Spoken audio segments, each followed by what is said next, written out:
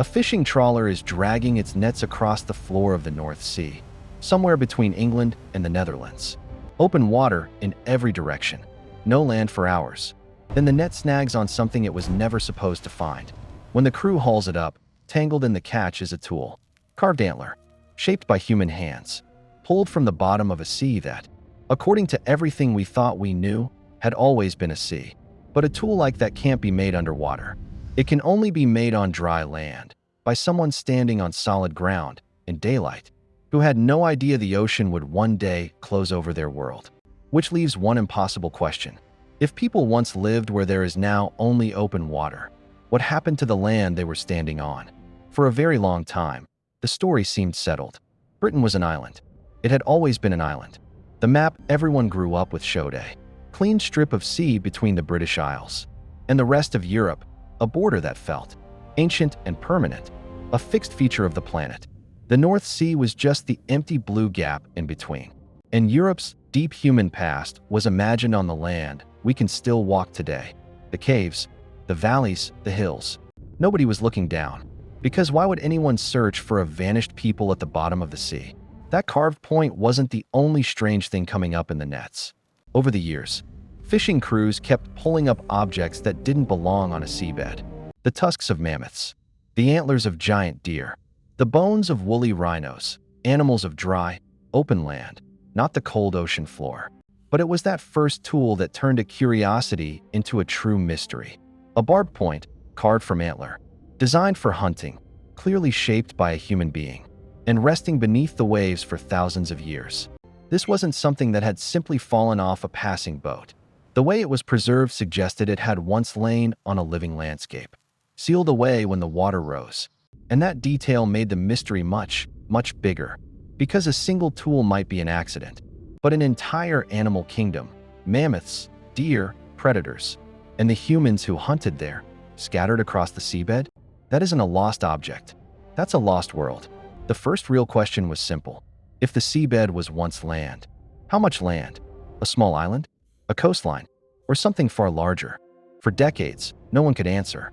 You cannot survey a landscape you cannot see, buried under dozens of meters of cold, dark water and thick layers of sediment. Then the investigation got an unexpected gift from the oil industry. For years, energy companies had been firing sound waves down into the seabed to map the rock beneath, hunting for oil and gas. Those sound waves bounced back and recorded the shape of everything buried below. The data wasn't collected to find a lost world. It was collected to find fuel.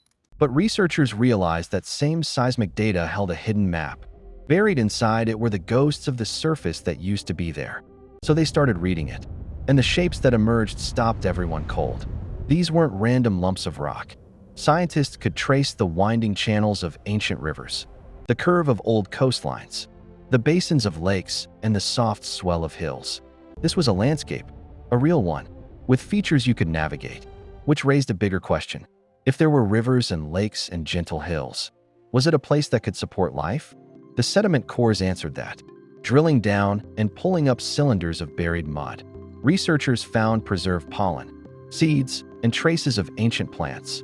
Evidence indicates this drowned land had once been green, grassland and marsh and woodland, threaded with fresh water, not a barren rock, a fertile, living plain. And a fertile plain leads straight to the most important question of all. If the land was rich enough to feed great herds of deer and aurochs, were people living there too, not just passing through, but making homes?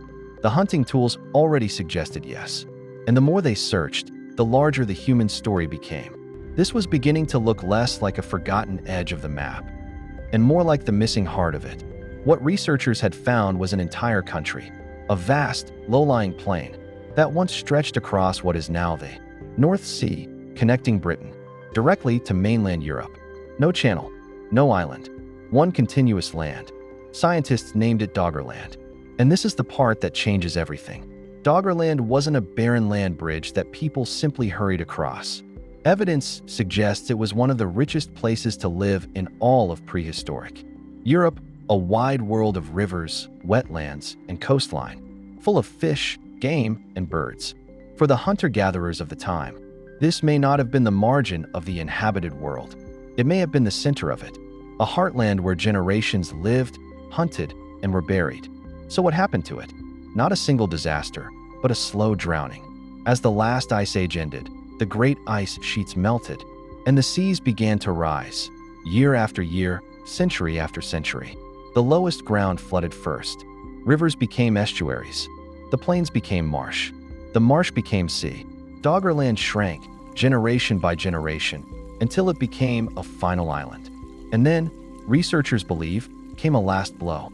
Far to the north, a massive underwater landslide off the coast of Norway sent a tsunami racing across the region thousands of years ago. For a land already nearly swallowed, it may have been the end. The heartland of a people vanished beneath the waves, and the memory of it vanished too, until a fishing net brought the first piece back to the surface. For a long time, the deep human story of Europe had a hole in it that nobody noticed. Because the missing piece was hidden underwater, Doggerland fills that hole. It suggests that some of the most important chapters of human life in the region didn't happen in the places we've been digging on land. They happened on a landscape that no longer exists. One we erased from our mental map simply because it sank. It reshapes how we picture our ancestors. They weren't clinging to the edges of a harsh continent. Many were living in a fertile, connected world, moving freely across ground that is now ocean. And there's a larger, more unsettling lesson in it. Doggerland was not destroyed by a single catastrophe.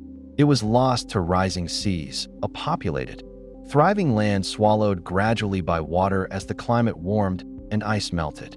It's a real record, written in mud and bone, of an entire inhabited world disappearing beneath the sea. A reminder that coastlines are not permanent, and that the map is not finished. But the most important discovery may still be waiting in the dark. Researchers have mapped the rivers and the hills. They've traced the coastlines and read the ancient pollen. Yet almost everything that truly matters about the people of Doggerland remains unknown. We still don't know where their settlements were. We don't know how many lived there, or what they believed, or what they called the land beneath their feet. We don't know whether their burial places, their gathering sites, even their art, still lie preserved somewhere in the sediment, sealed and waiting. Vast stretches of this drowned country have never been explored at all. Every survey covers only a fraction of it. And beneath that cold water, the silence is almost total. Somewhere down there is the heartland of a forgotten people. Most of it has never been seen by human eyes since the day the sea closed over it. And the strangest thought of all is this. We only know Doggerland exists because a net snagged on something it was never meant to find. So how many more lost worlds are still down there, waiting for the next accident to pull them back into the light?